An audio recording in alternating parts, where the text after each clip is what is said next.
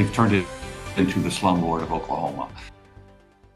That's what one lawmaker called the Oklahoma Secondary Schools Activities Association. Thanks so much for joining us tonight at 6. I'm Naomi Kitt. And I'm TJ Eckert. One day after Governor Kevin Stitt called to eliminate the OSSAA, State Senator Casey Murdoch filing a bill to do just that. I talked to him and listened to a Green Country athletic director on what that could mean. It's time to eliminate the OSSAA and secure our progress with open transfer.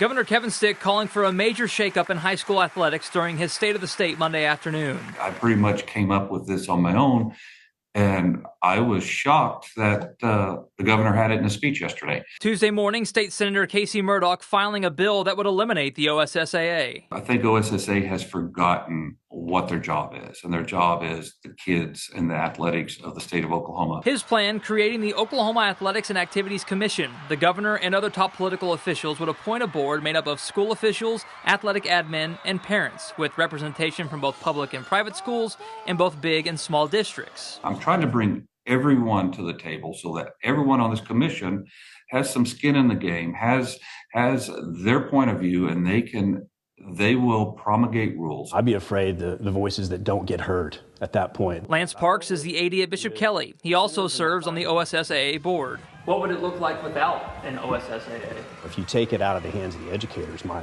biggest fear would be that it wouldn't meet the mission and the vision of those schools and what they're trying to do with athletics. Parks acknowledged they don't have all the solutions there with the association right now, but that the discussion between athletic directors and board members is what makes the association better, and that getting rid of it wouldn't solve any issues. If you lose that structure, I don't know, that'd be unprecedented, but it would be significantly challenging for us in order to get our coaches and our kids in the right spot. Senator Murdoch thinks otherwise. I think this gives the accountability for the athletics in the state of Oklahoma back in the hands of the people of Oklahoma.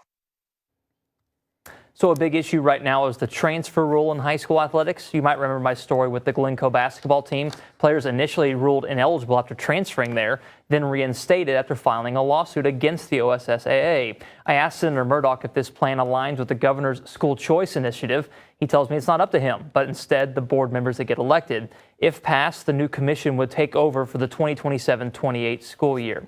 Now, you might be wondering, what does the OSSAA actually do?